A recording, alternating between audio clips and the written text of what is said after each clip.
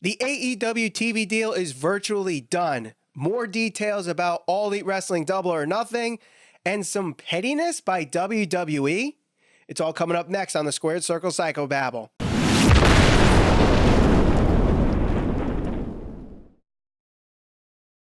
Hello and welcome to the Squared Circle Psychobabble. My name is Michael Valenti. This is Ralph Valenti. Don't forget to subscribe and hit that bell for notifications as we're trying to hit 5,000 YouTube subscribers before All Elite Wrestling Double or Nothing. Ralph, we just passed the 4,000 subscriber mark, so we're going to need those subscribers within the last 2 weeks, so make sure you share this video all over social media. Let people know that this is the fastest growing and best YouTube channel there is about professional wrestling, especially with AEW. We appreciate the comments and people sharing it, so keep doing what you're doing to get that word out. So let's move on to the big news that we got last week. AEW going to TNT.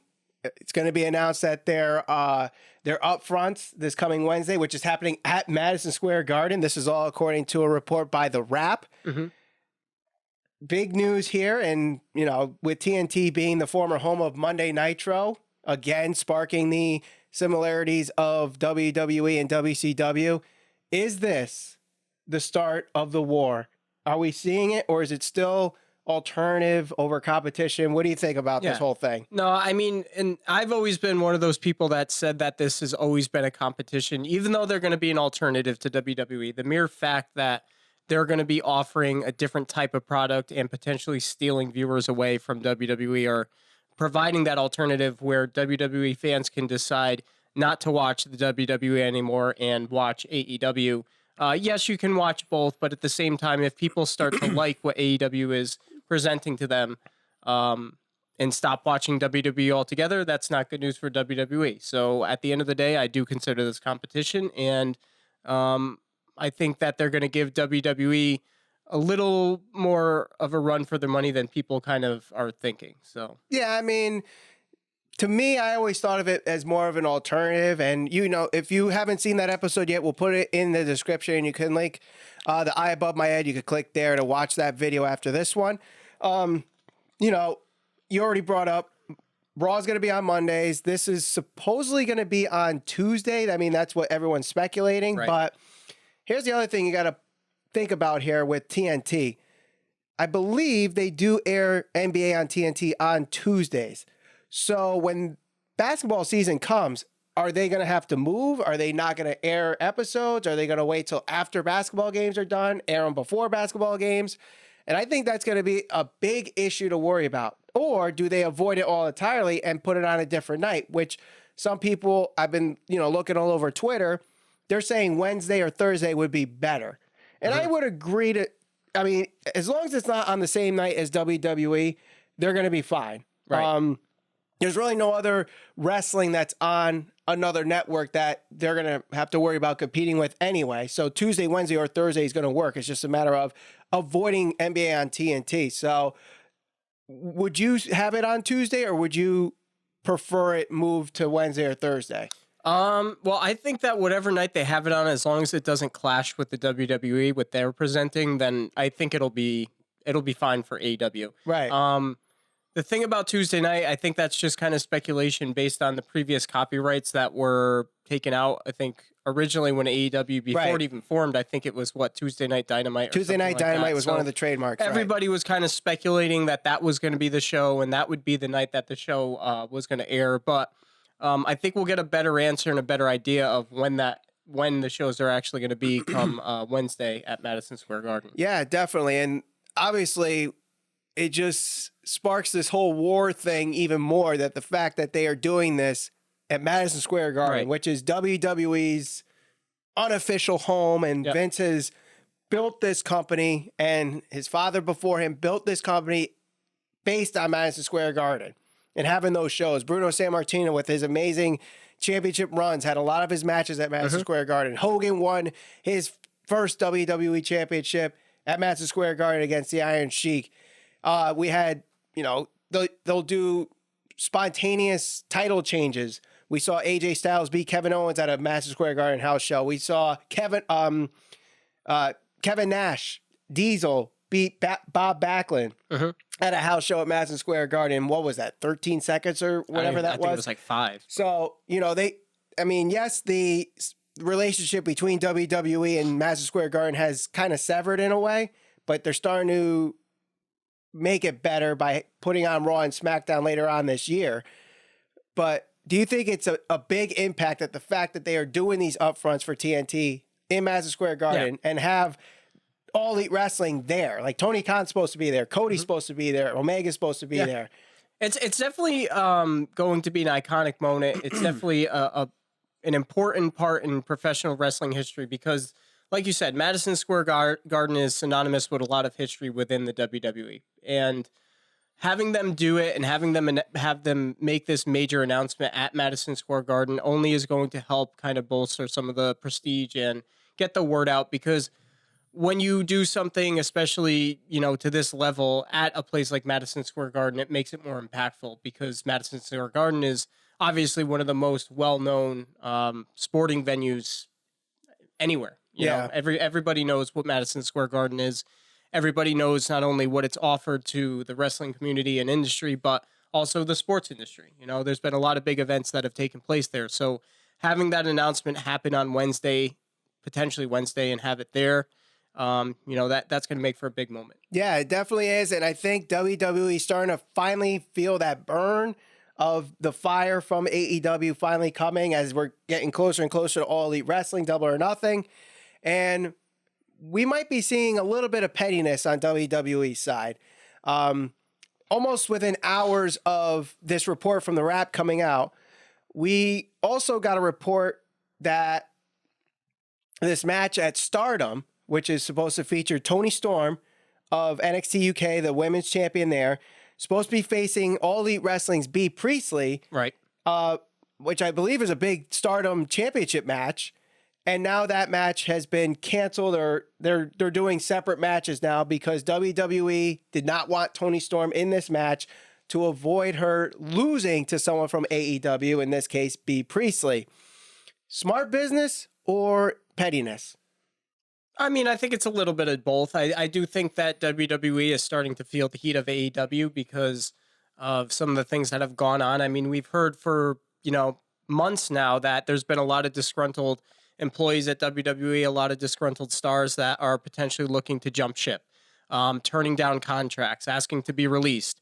And it looks like for all intensive purposes, they would intend to go to AEW, a place where maybe they're given a little more freedom as far as their roles and their storylines and creative and things of that nature. Maybe their contracts are structured a little bit differently, where they don't have to spend as much time on the road, things like that. So in terms of the competition side of things, I think that WWE is already starting to feel the heat for that. And the bigger AEW gets, the more they're going to try to do things like this to try and compete and keep certain stars away from AEW. As far as the Toni Storm situation, I think that's, as disappointing as it is for the fans, I certainly understand why WWE is doing this. Like we talked about last time, I can't really see a situation where they'd let like a top guy, one of their top stars, go to another promotion and lose. That's why I said in one of our last shows that having Chris Jericho go and lose to Okada, while it's not necessarily a bad thing to lose to Okada, but what promoter would want one of his top stars to go to another promotion and lose on a big high-profile match? So I certainly understand why WWE pulled Toni Storm and didn't want her to do the match. I do find it a little interesting that, yes, it's Toni Storm. She is still under contract with WWE, even though she's doing stuff with NXT UK. I find it a little interesting that she is still getting pulled from this match, because one thing that we do notice from WWE and the NXT, like the NXT people are the ones that do other promotions. We see them in Progress. We see them at Evolve and doing other promotions, and in this case, Stardom. And you never really hear about guys getting pulled from matches in a reason like this. And I understand the reasoning too, but like we would typically align the pettiness with Vince McMahon, where we also align the NXT stuff with Triple H. So in the end of the day, who do you think made the decision? Was it Vince or was it Triple H? I mean, I can only speculate, but I got to say it's probably Vince. And I'm sure somebody got in his ear and was like, hey, just so you know, he explained the whole situation. You know, and you brought up Evolve, obviously, and we've seen their stars go back and forth and compete in other smaller venues and other smaller, you know, wrestling companies. But those guys they're like I said, they're smaller wrestling companies. They're not legitimate threats to WWE, where I think that AEW has a lot of backing from the Khan family. I think they have a lot of young talent. And I think the WWE is starting to take them a little more seriously. You know, I think when Triple H made the comment at the Hall of Fame, you know, he'll buy that pissant company, I don't think they necessarily think that Vince McMahon would buy that company out. I mean, They bought WCW. They certainly did, but I think there's a little more tension, and I think they're getting a little more nervous than people kind of think. So yeah, it's definitely true, but obviously we have to know what happens with Double or Nothing before we really get into anything serious about this being a war or something. Because for all we know, as much as we're anticipating it to be a good show, All Elite Wrestling Double or Nothing could be a bad show. Now, it could be. Now, they are doing something very unique with Double or Nothing, and that is with their now called Casino Battle Royale.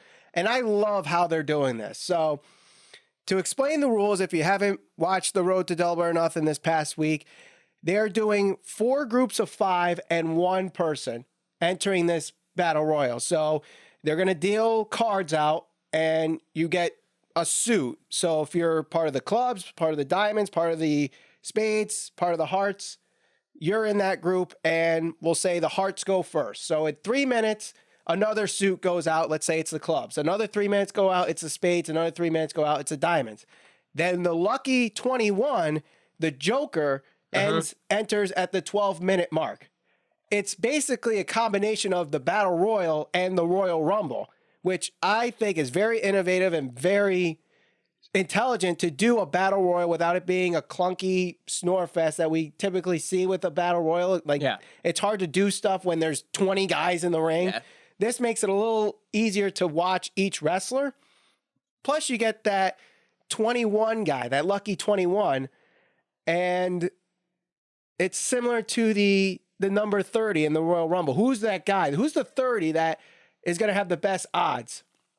And we don't have the entire list of who's going to be in this Battle Royal. So speculation starts. Who is going to be lucky 21? Do they save it for one of their already contracted wrestlers? Or is this for a surprise? A John Moxley, a CM Punk, a Austin Aries, even though he just signed with MLW. There are other MLW guys that are going to be part of this AEW thing. We know MJF, we know the Lucha Brothers, we know Brian Pillman Jr. So what do you think? If you're AEW and you know one of these guys have signed, who do you go with as lucky 21? Well, the interesting thing about this is whoever wins the match is essentially guaranteed the first title match, correct? So it's interesting how they worded it. I believe what happens is they will have the first title defense against them, because I think they will face the newly crowned champion. So it's whoever wins the championship.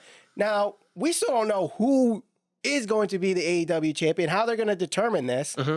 We did have an episode on how we would do it. We'll put that description in the that link in the description as well. I say they wait until the TV tapings. You said let it be whoever wins Omega versus Jericho. Yep.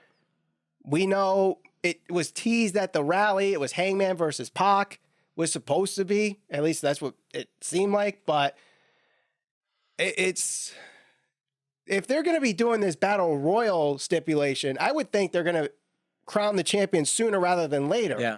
Well, what's interesting that we don't necessarily know what's going on with Marty Scurll yet, and I think that would actually be a good spot for him to draft, you know, assuming he does intend to go to AEW. But the thing is, you look at everything Ring of Honor is doing with him, and now what they're doing with Villain Enterprises, and now they want to add a fourth member that they're teasing. So, and he's also part of the Best of the Super Juniors tournament, which I believe goes into June. Yep. So he will probably not be able to do Double or Nothing. But I honestly, I don't know. It seemed like the reports were that his contract was done in late April, and here we are almost going into June. So either his contract got extended or I missed a report and didn't realize it.